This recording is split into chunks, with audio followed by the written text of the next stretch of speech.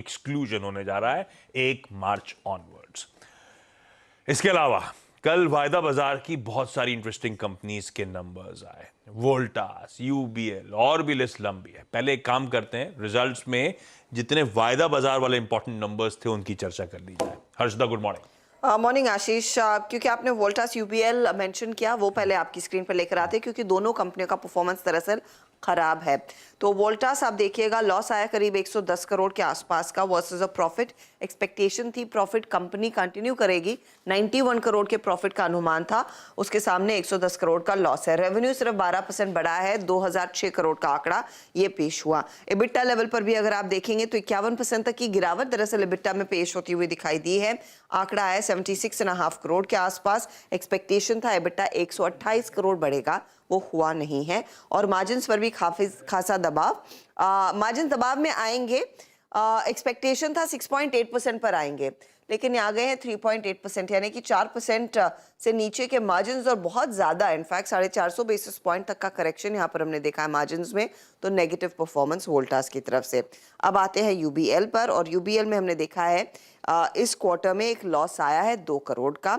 Expectation था 118 करोड़ के profit का। रेवेन्यू का आंकड़ा फ्लैट है, सिर्फ 2% तक की ग्रोथ देखने को मिल रही है। एबिटा लेवल देखेंगे तो वहां पर भी 56% तक का नुकसान देखने को मिल रहा है, या फिर दबाव देखा गया है। 76.5 करोड़ के आसपास का एबिटा आ चुका है वर्सेस 174 करोड़। और यहाँ पर भी मार्जिन दबाव में, 11% के मार्जिन 5% के नीचे आ गए हैं। और ये प्रेशर इसीलिए आया, एक तो पैकेजिंग कॉस्ट बढ़े और बार्ले की कीमतें दरअसल उन्होंने कहा काफी ज्यादा बढ़ती हुई दिखाई दी है, तो उसका प्रेशर है। अब रिपोर्टेड वॉल्यूम जो है सिर्फ 5% रही है, तो ये फ्लैट है। बियर सेगमेंट में सिर्फ 5.5% तक की ग्रोथ देखने को मिली है। नॉन बियर सेगमेंट में ज्यादा प्रेशर, 97% तक का दबाव बनता हुआ दिखाई दिया है। Premium portfolio 13% year on year grow करता हुआ दिख रहा है, लेकिन अगर आप नेट रियलाइजेशन पर केस देखें, ये आई है करीब 432 रुपीज पर, और ये फ्लैट है। 2% का डिप देखने को मिला है ईयर ऑन ईयर। अगर क्वार्टरली बेसिस पर देखेंगे तो 11% का इजाफा जरूर है। तो ये दोनों स्टॉक्स जहां पर नतीजे खराब हैं। अब अच्छे नतीजों की बात करते हैं। एचपीसीएल नंबर्स अच्छे हैं, प्रॉफिट आया करीब 172 करोड़ का। रेवेन्यू हालांकि फ्लैट है, 1,09,000 करोड़ का अनुमान था, उसी के आसपास यहाँ पर देखने को मिल रहा है।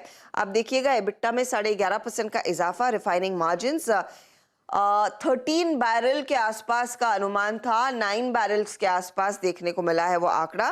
मार्केटिंग सेल्स में 6.5% तक की वृद्धि देखने को मिली है। तो ये कुछ स्टॉक्स हुए जो वायदे बाजार के लिहाज से रेडार पर रहेंगे। फार्मा कंपनियां भी इस समय मेंशन कर दूं या आप इन्हें पहले डिस्कस करना चाहेंगे? वोल्टास तो खैर मेरे ख्याल से प्रशांत सावंत साहब ने बाय कॉल दे ही दिया है, तो उसकी चार्ट डिस्कस करने का मतलब नहीं है। अब देखते हैं नंबर्स पे कैसा रिएक्शन